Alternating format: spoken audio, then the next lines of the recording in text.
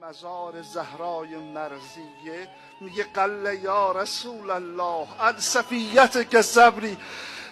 یا رسول الله دیگه طاقتم تمام شده.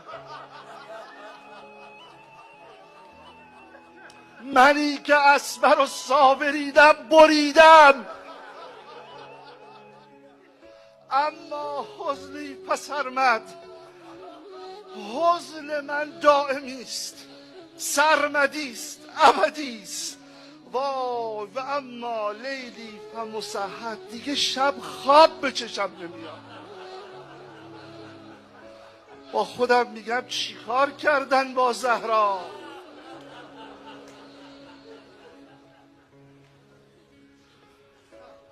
این اعظم المصائب رو باید احیا کرد. اگر کسی احیا نکرد فهو شریک من ظالمه، شریک اوناییست که ظلم کردن.